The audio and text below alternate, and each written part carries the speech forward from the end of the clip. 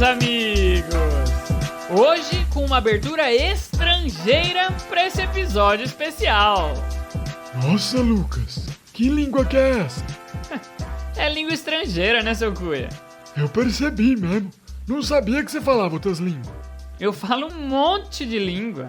Eu nunca consegui aprender. Até tentei, mas nunca consegui.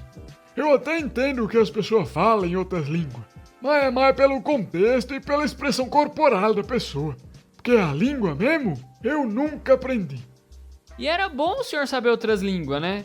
O senhor viajou tanto, já conheceu gente no mundo inteiro. Pois é, menino. E eu sempre consegui me comunicar, mas nunca com palavra. E o senhor fazia o quê? Eu fazia um pouco de tudo, mas geralmente a conversa era mais pelo contexto mesmo.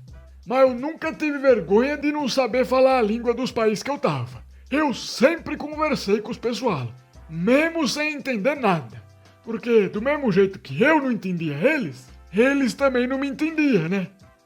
Eu imagino a conversa que o senhor tinha nesses lugares. Devia ser cada um falando uma coisa completamente diferente do outro e achando que tava numa conversa normal. Olha, vou falar pra você.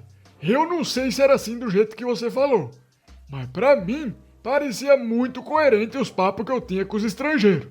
Teve até um rapaz, muito antigamente, que eu conheci em uma das minhas viagens, que ele ficou famoso depois de conversar comigo.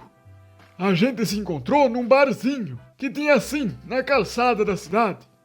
Um não falava a língua do outro, mas mesmo assim a gente ficou conversando a tarde toda. E foi uma conversa muito agradável, sabe?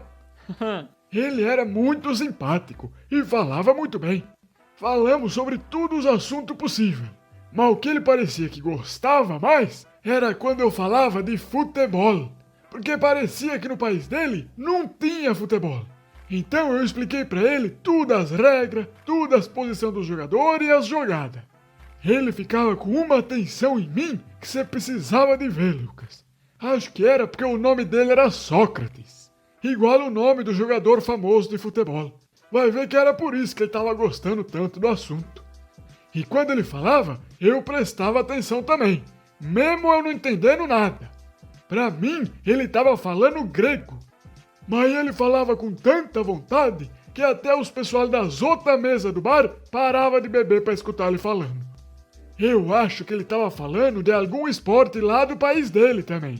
Mas como a gente não tinha nenhum papel, nem caneta para desenhar o que a gente estava dizendo, a gente explicava só com palavra. E o esporte dele parecia muito legal, porque ele mexia as mãos para cima e falava alto. Até uns policiais pararam para ouvir o que ele estava falando.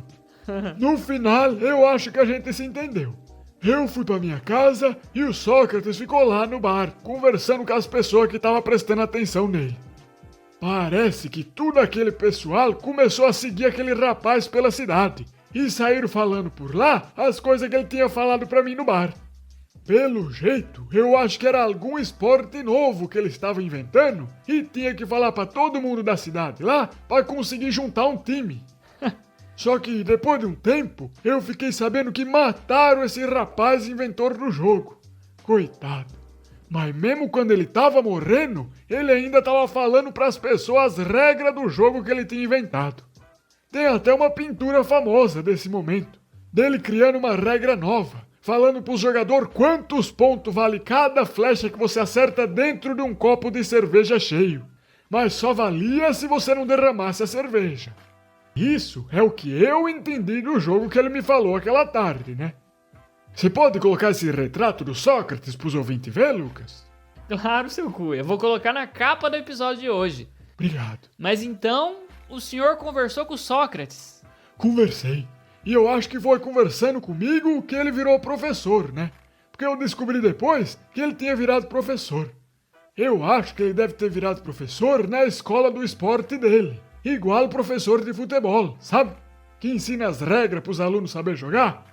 Porque um esporte difícil do jeito que era aquele que ele tinha inventado, ia ter que ter um professor muito bom mesmo. Mas, seu Cuia, o senhor tem certeza que ele conversou com o senhor sobre um esporte? Porque o Sócrates é conhecido por outra coisa. Não, certeza eu não tenho. porque eu não entendia nada da língua que ele falava. Mas pelo que eu entendi do jeito que ele fazia os gestos e se animava enquanto falava, parecia quando a gente tá torcendo para algum time, sabe? Por isso que eu achei que era algum esporte que ele tava falando.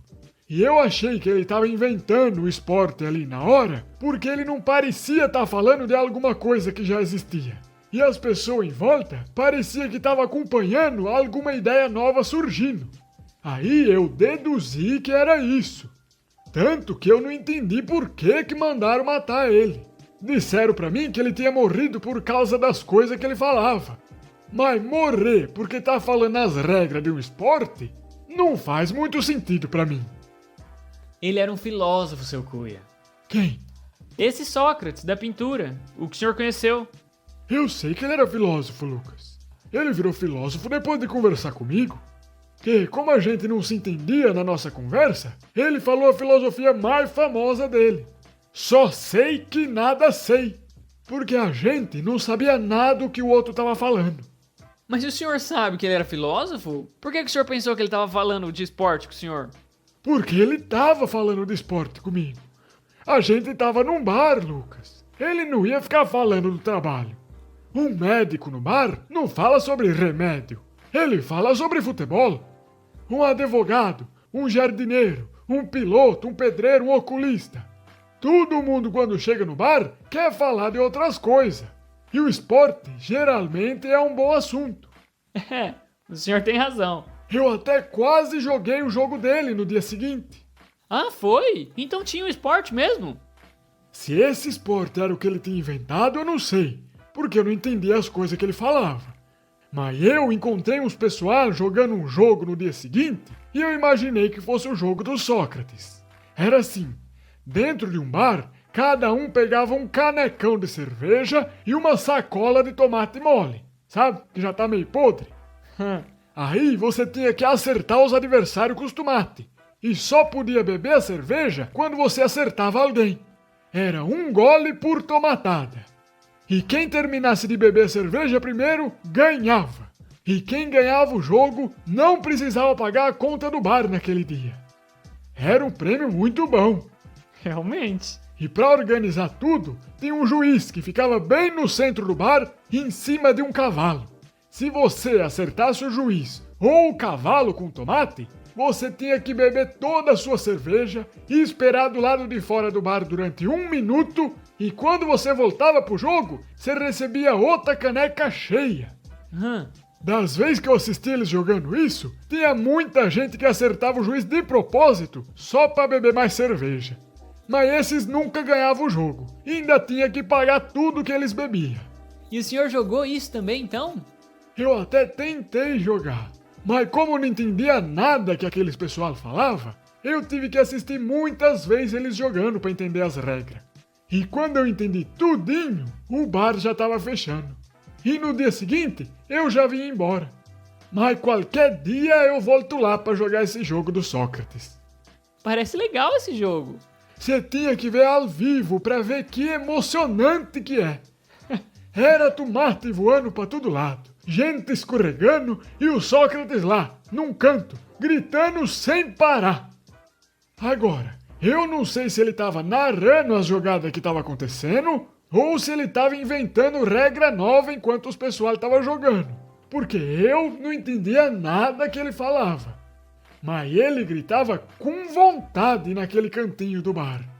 Que loucura essa sua viagem, seu Cuia. Nem me fale. E o senhor aprendeu alguma coisa com essa sua história de hoje? Aprendi uma coisa que um dos alunos do Sócrates que falava, o Plato, que depois ele acabou crescendo muito e ficou conhecido como o Platão. Mas ele falava assim: cuidado para não se perder no mundo das ideias da sua cabeça, porque se isso acontecer, você vai acabar levando uma tomatada na cara no mundo real e ainda vai ter que pagar a sua conta.